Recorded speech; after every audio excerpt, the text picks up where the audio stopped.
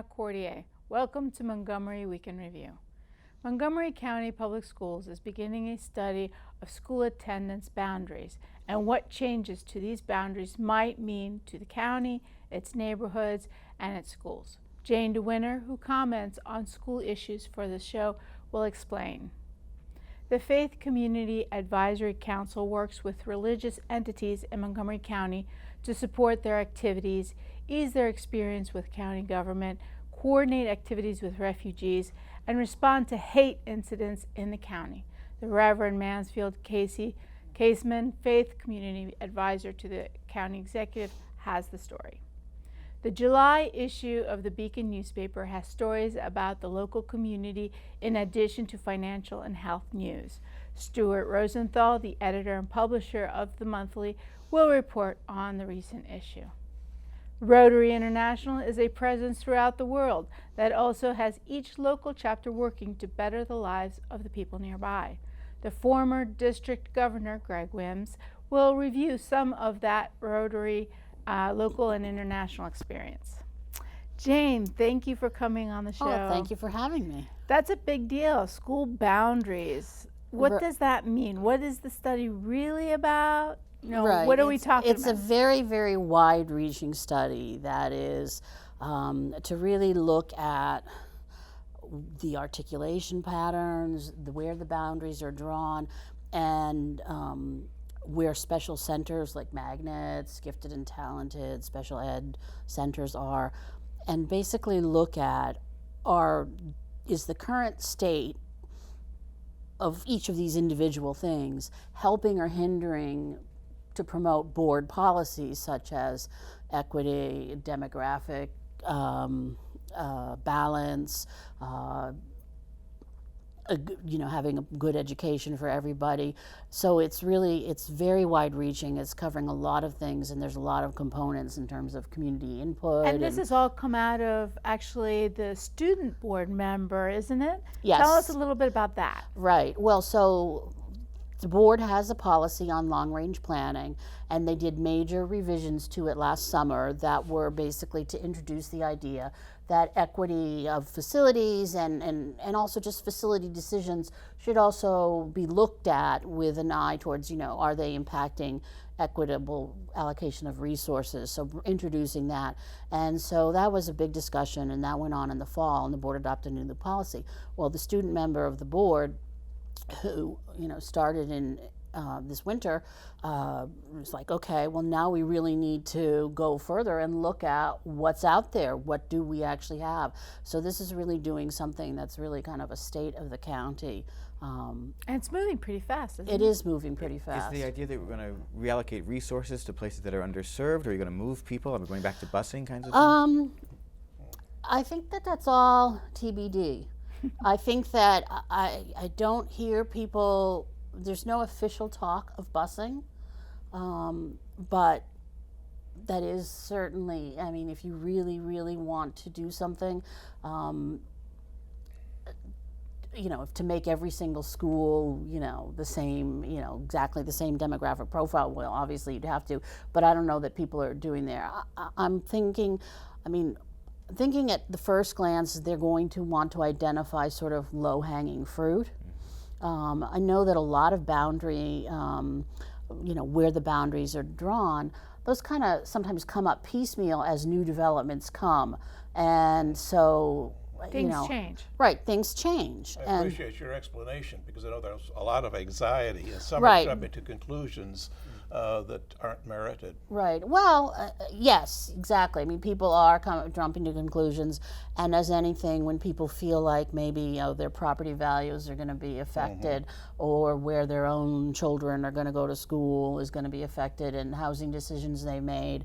But at the same time, I was very disturbed. There was an article in the Washington Post on Sunday by Donna St. George, talking about this, because the RFP, the bid for the contract just went out 2 weeks ago, and it's due Monday. So yeah, fast moving is right. But so many comments from people commenting on the article were all comparing themselves, who, yes, they live in the wealthier area, but we're the ones who care about education, and we really don't want all of these families where the parents don't care anything about education to be coming to our school. And yeah, there's a conflict there in what you promote and you're saying you believe in, and then the actual delivery. well, and also the fact is that I think that it's just a huge mischaracterization to say because you're poor and because you're working 3 jobs You don't and care. because you don't speak English very well, that you don't care about your child's They're education. here like everybody else for the school system. They want that more than anything else in their life. Exactly. For their child Right. to have what they haven't been able to do So that's kind of the themselves. same rhetoric that we hear on so many fronts. So I guess I would say is that those people, their greatest fears might come to pass. Yeah. But for the rest of us, we. Well, and so this sounds like a good idea also to reassess how they're going to distribute not only just the lines if they do, but how they're going to distribute the budget and the monies for the different needs that they have. Right, there's that, and it's also just even placement of, like special centers, whether, are some things so far away from different communities that they don't really have access because it does involve this really long bus ride, et cetera. Gene, I've noticed as I travel around the county, there's a lot of new schools being built. So are we in a boom, I guess, for birth rates for school-aged children? Or? Well, we're still at a pretty high rate, but it's a little bit peaking. In other words, So in 30 seconds, tell us Yeah, how we- it's peaking. yeah, well, in other words, the kindergarten classes are not getting bigger and bigger and bigger every year. So that means that it's like a wave that's moving through. And so elementaries were really big, growing a lot. But we're still getting, even if you only get 1,500 or 2,000 new students every year, that's a whole school. Well, Jane, I really want to thank you for being on the show. And what the audience doesn't know yet is that you've been on since 2006, right? Yes, 2006. And this is our, we have 2 more shows, and then this show is going to end. So I want to thank you for being here and having, throughout the years, contributed all that you have. Well, thank you very much. My kids are always very glad that somebody else can listen to To me you. spout crap, spout whatever. All right. Well, Reverend Casey, welcome to the show. This is your first time. You're Yes, showing thank- up towards the thank end. you very but thank much. you for being here. So you have been as an advisor to the county executive since Ike Leggett. Is that correct? That's right. And why don't you explain to everyone a little bit what your role is with the religious Thank you. entities? It's my pleasure on behalf of the county executive to be organizing, first of all, identifying the faith community, which is made up here now of 767 different faith communities. And I bring them together then across all lines of difference, ethnic and racial, as well as religious, That's to awesome. work together then on a variety of issues. What are some of the issues during your tenure that really were the forefront of the work? Initially, religious-led use, because a third of us are foreign-born, live with a parent that's foreign-born. And we have over 100 faith communities using public facilities, largely the schools. And they all want to have their own house of worship. The process they have to go through here is very complicated, very difficult. So we've organized a way now, using some of the retired people out of these offices to help that's great. shepherd faith communities so they don't make the mistake that too many do Right. of buying a home which they can use for a house of worship, but as soon as there are 50 people, then it shifts to commercial and they can be out of business. Right, right. The other is, initially, was healthcare and hunger. And we played a role, this goes back 6 years ago now, in bringing together, again, that's the thing that we do. We're not developing our own programs, but we bring together government with nonprofits and faith communities to identify how they can do this better working together. And what came out of that collaboration was the 5-year strategic plan that we're in the 2nd year of now for making Montgomery County hunger-free. That's great. And refugees. But 3 years ago, maybe roughly 4 years ago, there were threats. And in fact, our own governor, together with the president, said no to Syrian refugees. Right. And so we had a meeting made up of, again, well, there were 70-some faith leaders across the spectrum from Anglican to Zoroastrian, meeting with the county executive and members of the county council, and said, not Montgomery County, we're going to work twice as hard. And so we went on and developed, by the way, we had meetings with over 100 people, and we now have, we had over 60 faith communities responding. We know at least half of them now are working on an interfaith basis with refugee families, not just welcoming them, but seeing that they get into the school and have a tutor. Well, and I just wondered how many, about how many people or how many families come every year as new refugees? This is what's so sad. I'm sorry, but I have to set a little larger context. Half the state of Texas, that's Germany. They have absorbed over 1 million refugees. Right, but I'm In the talking United Montgomery States of County. America today, it's down to 20,000 for the entire country. And so we're no longer in a position of welcoming that many more refugee families because they're just trickling in. We should have had, I think it was 4,000 In Montgomery County? 2-3 years ago. They were coming into, it wouldn't be just Montgomery County, but into the region that's we're part of. But So I thought what- we're getting more than 100,000 people a month coming in from Mexico as it is, so how could it only be 20,000 for the whole country? Well, we're talking, that's a separate track. Okay. Yeah, we're talking about those that are being processed, you see, through the 4 centers that have been set up and funded by the government So you're for kind of talking resettling about refugees. people who have been officially designated as a refugee, From which war is where kind of all of these thing. people Right. in I see. Texas probably want to be designated. Right. Yeah, Yeah. and to our pride, at least mine, we have now been able to accommodate over 1,000 of the youth coming in across the border that are unaccompanied with the parent. And we put them up with families? And part or- of what we're doing is providing foster homes. In Yes, fact, that's splendid. part of what we're needing to prepare for now under the threat of ICE raids. Right. And so I'll be meeting, have been meeting a number of times with the county exec, members of the superintendent's office, Health and Human Services, with faith leaders, and the police, of course, concerned with how we can work together in accommodating those and protecting.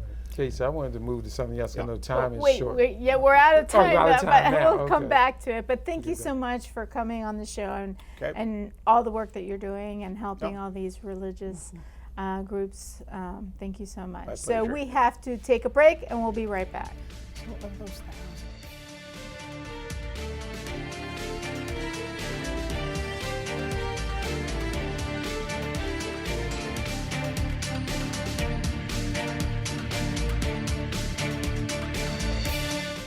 And we're back. Stuart, thank you for being on the show. Sure. It's been 20 years. Approximately. We can't remember how far back, right? Not quite, yes. Well, but thank you for your dedication and coming and talking to us about the Beacon and all that the Beacon does for Montgomery County, Maryland. It's a great newspaper. Thank you so much. Though I'm cringing because every time we talk about something, you make me feel guilty. Oh, you don't no. mean to, Just but trying to help you I live longer. feel guilty about not We exercising. want you to live longer and better, that's all. But I want to say a moment of thanks and appreciation to Carla Satinsky, who produces the show and has done so for more than 30 years. Yes. And to her 32 years, and her wonderful crew of volunteers who are here every week putting this show together and editing it and being nice to us and all that. And it's just been a wonderful experience.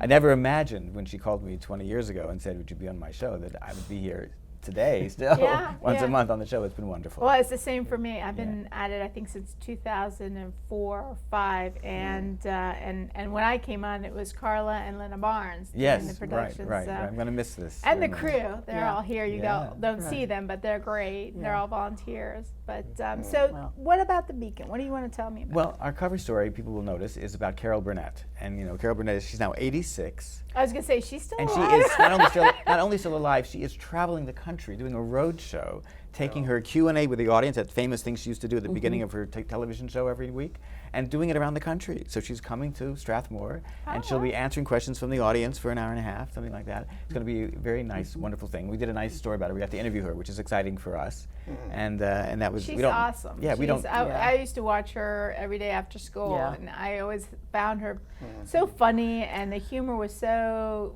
fun. You And know, natural. it wasn't mean. Yeah. Yeah, Yeah. exactly. She's great. So we're looking forward to that. We have a story in our health section, very interesting. They're developing blood tests which are able to detect early signs of cancer in the body. That's amazing. Apparently cancer tumors shed bits of their DNA into the blood, and they've developed a way of now checking the blood, taking just a blood sample, just a blood test, and finding multiple different cancers, wherever they are, and they can even identify where they're from by the DNA of the tumor. That's amazing. It's Yeah. amazing how technology is advancing. Hopefully it'll make us healthier. Yeah, so this isn't available yet in the doctor's That office, sounds but like they're that's working like on a much like the minimally invasive. Instead of getting like a full body CAT scan or something, Yeah. now you just need to Right. give a sample of blood. Yes, Right. yes, That is amazing. When that gets to the point where we really can do that so well, that would be phenomenal. Yeah. Well, when do you think they'll be in the doctor's office? Oh, well, it's going to be years. I mean, Yeah, they're making progress, but it's not ready yet for prime time. That's where you need to be investing more money. Yes, yes.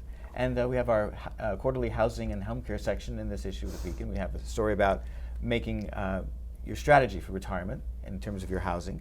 It was one thing Carla had asked me to talk a little bit about how things have changed over the 20 years I've been on the show. And one of the biggest things is that there are more and more different types of retirement communities, more and more home care agencies, and a huge aging in place development where people are trying to stay in their homes, bring in remodelers, make it possible to stay in their homes. And the village concept, which started about 10, 12 years ago in Boston, has now spread nationally. And there are dozens of them in Montgomery County where neighborhoods band together and form nonprofit groups and solicit volunteers to help older people stay in their homes, get rides to doctors, pick up their prescriptions, get their shopping done for them.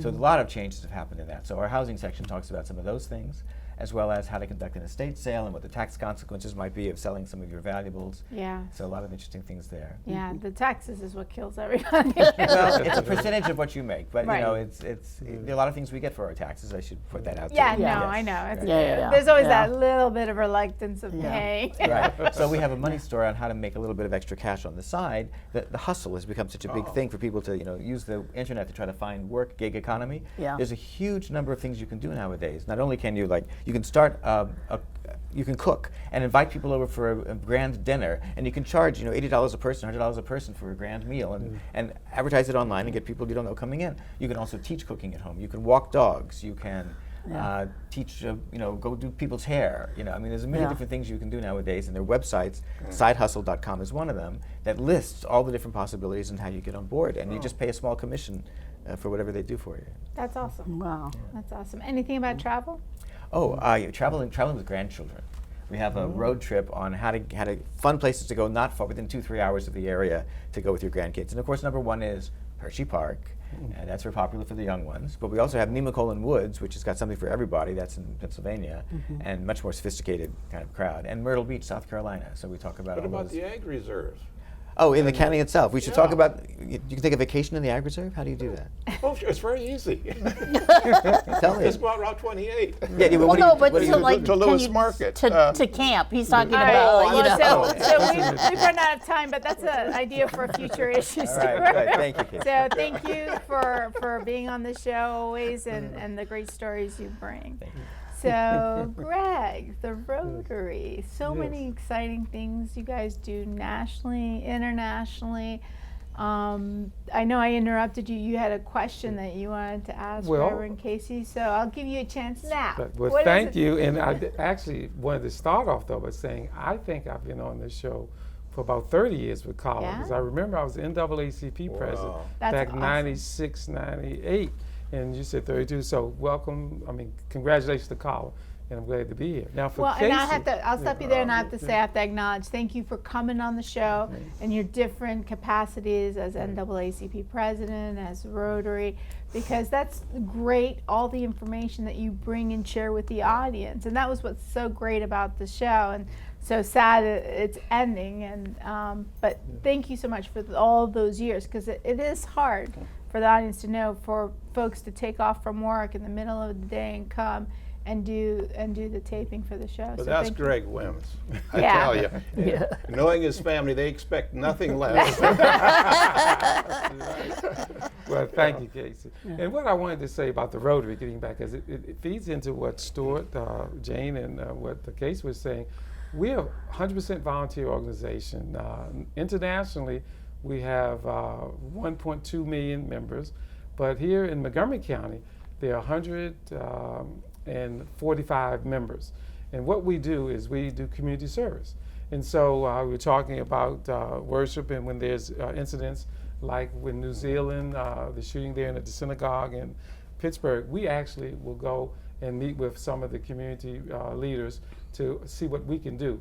And when it comes to immigration and I guess you would say refugees, huge Rotary projects. Here locally, we not only work with Manor as a partner, donating food because they give a lot of food to those in need, but we also work closely with the school systems with what we call the Hungry Kids Backpack Program. So in That's a Montgomery great County, program, yes. there are like 11 Rotary clubs. 5 of them actually feed kids on the weekend, including my home club, which is Bethesda Chevy Chase Rotary Club. And the kids who get that food, yes. that's basically what they're living on over the weekend. Over the weekend. It's so Absolutely. critical. Yeah. Yes, absolutely.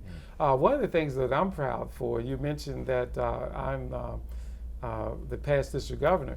Well, as one of my initiatives was to get more women, more millennials, and more people of color in the Rotary. And I'm proud to say that today, this year, there's a new governor that's in. We have about 9 people of color who are presidents of local clubs. But we also have millennials that are coming in at about 5%, which is pretty good for us because Rotary's been known over 100 years, mostly older folks, mostly older white men. Right. So we're very proud of that. And in 2 cases, I started what we call a Satellite Club for Rotary. And one is in downtown Silver Spring, meets on Friday mornings, but for 1 hour, but it's made up of 60% women and 30% people of color. And then in Emory Grove, some of you may know, like Casey, there's a 200-year-old historical black community. It's called Emory Grove. They have a church there that's 200-some years old. We started a Rotary Club there. That's It's awesome. called the Historic Emory Grove Rotary Club. So Rotary's making great progress, not only continue to help and feed those who need it and help with water projects worldwide, but we bring in younger people and people of color. So And that's the so new important story. because that diversity and different Yes. ideas and energy, I'm sure, really helps the Rotary's future and to keep going with so many other organizations. Sometimes they're struggling with membership and other issues. Absolutely. And so if anybody is interested, I know they told me they can put my email up, so just give me a call. I'll be glad to come by and speak or talk. And I say today, this is probably the best time in the 107-year history of Rotary to be a Rotarian. Things are really happening, and it's all volunteer, serving the community. That's awesome. So, And so, other than the Rotary work that you're doing, what else have you got going on? Well, you mentioned my many roles with Carla here. Yes. The Victims' Rights Foundation, I'm glad you brought that up. Something I started 23 years ago, helping victims of violent crime. Most people know us from the sniper shootings where the Right. 10 people were killed in the Beltway, and we raised $500,000 for those victims. But we have our 23rd anniversary coming up, October 22nd. It's Oh. a Tuesday at the Fillmore. So again, awesome. my email is up there. Call me if you want Tell to us come. what your email is It's again. gwims@boldconcepts.com. Okay. But we'll have invitations going out in the next few weeks. But yeah, so I'm still doing Victims' Rights Foundation work. Well, as a in the volunteer. last 30 seconds, what is anything you want to let the audience know about donations or anything that they can do for that? Well, I would just say if you could just email me and I'll get back to you, Okay. gwims@boldconcepts.com. But I Okay. wanted to take my other time, again, thanks Carla, because this show has been seen by so many people. And in the Rotary world, because Carla's the executive director, all the Rotarians in Montgomery County know about this show. And they Awesome. all appreciate Carla. Well, we appreciate you saying that, and I'm sure Carla has heard you and appreciates that. So thank you, all of you, for joining me this week. And thank you, the audience, for joining us at this week's edition of Montgomery Weekend Review. I'm Mariana Cordier. Please join us next week at the same time.